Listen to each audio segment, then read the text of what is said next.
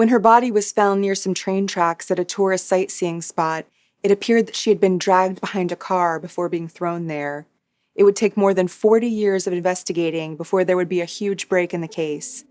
This is a story of Shelley Connolly, the Alaska teenager whose murderer said his DNA was probably on her consensually. Hi friends, I'm Katie, and this is Katie Does Crime. Thank you for joining me for the first time if you're new here, and hello to the usual rapscallions and reprobates. Please consider subscribing or joining me on Patreon if you'd like to hear more true crime stories. And Happy New Year to everyone, and thank you for being here as always. More than 40 years ago, 16-year-old Shelley Connolly went missing in Anchorage, Alaska. The spunky teenager loved sleepovers, walking her little brother home from the bus stop, and camping and fishing like any good Alaskan. Her mom told the Anchorage Daily News that Shelley didn't seem to realize how pretty she was. She had dropped out of high school with dreams of becoming a cosmetologist and was about to start cosmetology school. On January 6, 1978, Shelley told her mom she was going roller skating, but she was actually seen at an iconic bar called Chilkoot Charlie's, Coots for short. Its big claim to fame is that Playboy magazine once named it one of the best bars in America. Not to get too in the weeds here, but I have to tell you how it got its name. Chilkoot Trail was one of the major access routes to the Yukon for gold miners in the 1800s.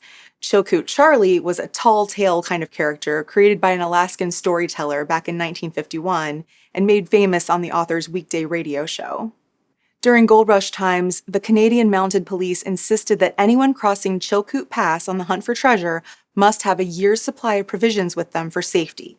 So the miners would always bring a sack of flour and a pot for making sourdough bread with them. Still today, a sourdough is a nickname for someone who's lived in Alaska for a long time. So when a restaurateur wanted to open a bar in 1970s Anchorage that encompassed Alaska culture, he chose the name Chilkoot Charlie's. In interviews after the bar became famous, the owner said the character of Chilkoot Charlie was a sourdough reprobate. So the entire reason I told you the story behind this bar's name was to be able to quote someone using a word I always say in the opening of my videos, reprobate, out in the wild. Thank you for allowing me this ridiculous tangent. So anyway, Shelley Connolly left Chilkoot Charlie's bar in the early morning hours of January 7th, 1978, and then she simply vanished into the night. There was a dusting of snow on the ground that evening, and at about 15 degrees, it wasn't the kind of night to be outside who knows where in the last frontier. Hours went by, and then Shelley's body was spotted beside Seward Highway. A couple of hikers had stopped to take photos of the landscape around Beluga Point when they saw her 15 feet below them near the railroad tracks. She was dressed only in her light sleeveless shirt and jeans. The new ski jacket she got for Christmas and her shoes were missing. Shelley had been assaulted, and of course she had suffered from hypothermia, but her real cause of death was internal bleeding. Her organs had been lacerated from a blunt force. She had seemingly been dragged behind a car and then tossed by the side of the highway. Her mom told the Anchorage Daily News that her murderer or murderers tried to throw her from the car, but her hand got stuck in the door. So they had to stop and push her out completely, over the side of the road toward the train tracks below.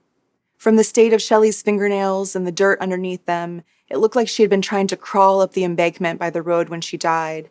And that checks out with the little I've been able to gather about Shelley all these years later.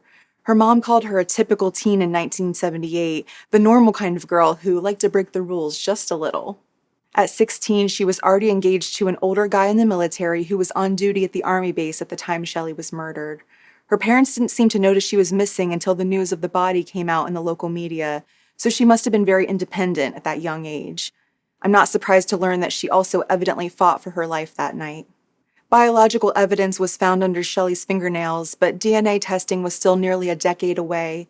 Witnesses had seen Shelley leaving the bar with 3 men, but all they had was a description, no names or direction or anything. Shelley's stepsister told authorities she watched Shelley talk to 3 young men around 1 a.m., and the stepsister's boyfriend corroborated her description of them. A bouncer said Shelley then left shortly before 2:30 a.m. with those 3 men in a small, dark sedan. He said she was often there and was known by the other regulars as Snow. Ah, the good old days when a 16-year-old could get regularly served at a bar. According to Alaska's news source, Shelley's murder didn't get the attention it deserved at the time. Drawings of the suspects made the local paper, but they were buried behind bigger stories. Shelley never made the front page. Her name was even spelled wrong in the articles that did exist. According to the Daily Sitka Sentinel at the time, Alaska's assault rate was second worst in the nation and 75% higher than the national average, so her story may have gotten lost amidst the other unsolved cases. Those 3 men Shelley was seen leaving the bar with were never found, and the case went cold. Investigators continued to work it, though, on and off for almost 20 years as different persons of interest were questioned, but there was just never the evidence they needed. Shelley's mom and sister made sure she was never forgotten, though, and shortly after Shelleys death, her mom founded the Alaska chapter of Parents of Murdered Children. Alaska state troopers did have a break in the case in the 1990s, when the DNA from the assault was analyzed and potential matches were found. But when those suspected men were interviewed, the DNA wasn't from any of them. Alaska Citizens for Justice offered a $20,000 reward for information in 2011, but no one came forward. By 2015, the lead investigators said their clues had all dried up, and they needed to get lucky with the DNA or with someone who knew something and finally felt too guilty to hold it in any longer. To make matters worse, the Alaska Bureau of Investigation's cold case unit was about to be dissolved due to budget cuts. Shelley's mom told the Anchorage Daily News that there was pretty much no more hope. She lamented that a mother is always supposed to be there to protect her children. She said about the killer, "I've come to the conclusion that in my lifetime, I'm sure I won't know. Hopefully my family will find closure, and I guess when I leave this old world, then there will be an answer." In May 2018, though, just as genetic genealogy was having its major moment in the spotlight thanks to the arrest of the Golden State Killer, the Alaska State Troopers cold case investigator read an article about it. He had DNA recovered from Shelley's fingernails and genes submitted to the company mentioned in the article, Parabon Nanolabs. 6 months later, Parabon had built a family tree that began in 1858 in Ireland. From there, they found 3 potential matches for the person who left that DNA behind, all brothers. But only the youngest of them made sense in terms of the timeline and description. He had never been on investigators' radar before. The man had moved to Alaska with his mom in 1971 from Seattle and worked as an unskilled laborer after dropping out of high school. In 1978, when Shelley was killed, he was 21 years old and out on probation after spending time in jail for theft, burglary, and a firearms charge. He also drove a car that sounded like the one Shelley had left the bar in, and he had looked suspiciously like the man who had been driving it that night. He also had a scar on his cheek, the same kind of scar Shelley's friends had mentioned in their description to police of one of the men Shelley was talking to on the night of her death. A few weeks after Shelley's murder, this man asked his probation officer if he could move out of town. Now in 2019, authorities tailed him for all of 1 hour before they were able to collect some cigarette butts that he dropped outside of a strip mall deli. Those cigarette butts were covered in DNA that exactly matched the DNA they were looking for. 62-year-old Donald Francis McQuade had left Alaska in the early 2000s and was now living in Oregon with his brother and stage 4 liver cancer. From what I can gather on Facebook, McQuade loved his wife, his grandchildren, and the Beatles.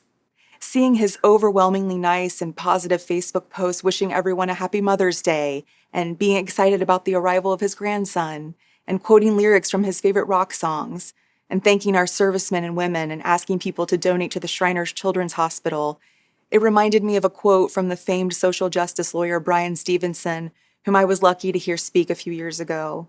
In his book, Just Mercy, he says, "Each of us is more than the worst thing we've ever done." It's weird how someone who looked like a good suspect in a murder case could also be, human. Investigators called McQuade up and asked if he knew Shelley Connolly, and he said no, he'd never spent time with her, and he certainly didn't murder her. But when they brought him into the Gresham, Oregon police station 2 days later, he said that, all right, he may have had sex with her in 1978, but it's not like he can remember everyone he's had sex with, geez. A roommate of McQuade's from 1978 called him that day, secretly with Alaska investigators listening in. McQuade told the friend that he didn't remember having intercourse with Shelley and that, hey, he would be under arrest if there was really any DNA linking him to her.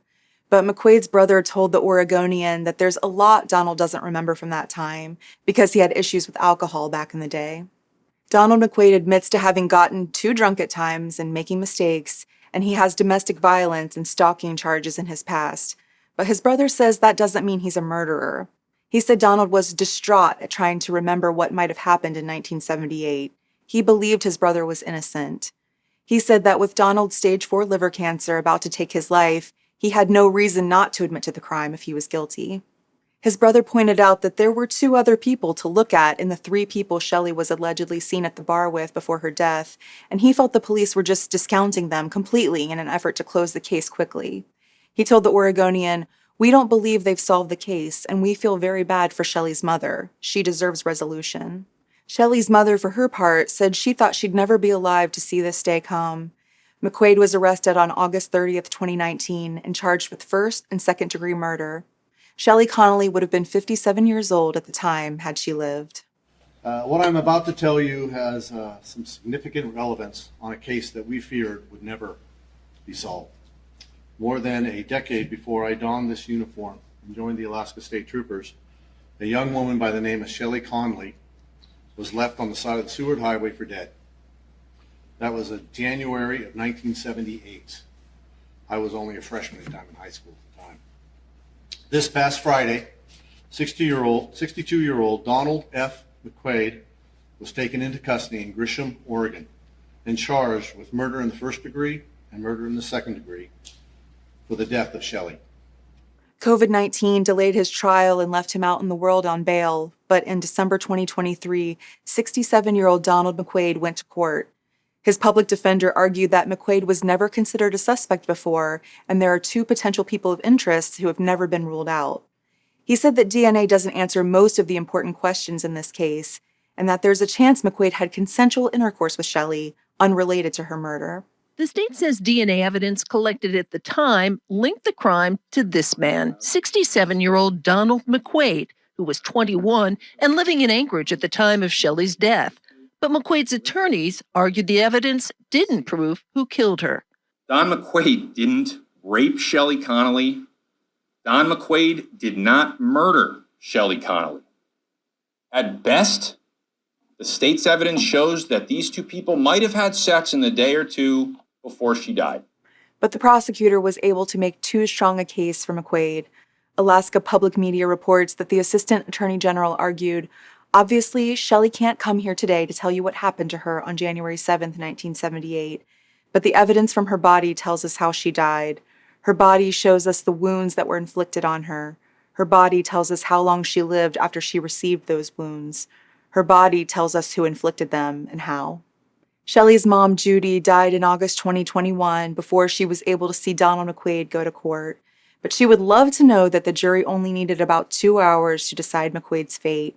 He was convicted on all counts of the murder of Shelley Connolly. Sentencing will be in April 2024, although McQuade's lawyers plan to appeal. We'll see if his stage 4 liver cancer allows him to make it that long. With the case finally closed, the Alaska State Troopers investigator who worked on it for years told KTUU, "It was very exciting to be a part of this, and I just happened to be at the right place at the right time when this technique came along. It's quite a game changer. Investigators have spent years analyzing this case looking for a viable lead. I have an overwhelming feeling of satisfaction that all that work has paid off.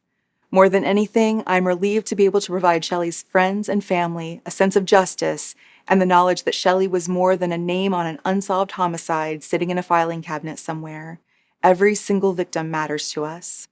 So what do you think? Are the scar and the car and the DNA evidence enough for you to convict McQuade? How much weight do you put on his past domestic violence and stalking charges? What about those other 2 men Shelley seemingly left the bar with that night? As always, please let me know what you think about this case in the comments. Thank you for tuning in today. I'm just a true crime fan like you are, and I really appreciate you taking a chance on me. Please like and subscribe to my channel if you like spending this time together. I would be so appreciative. Until next time, I'm Katie, and this has been Katie Does Crime.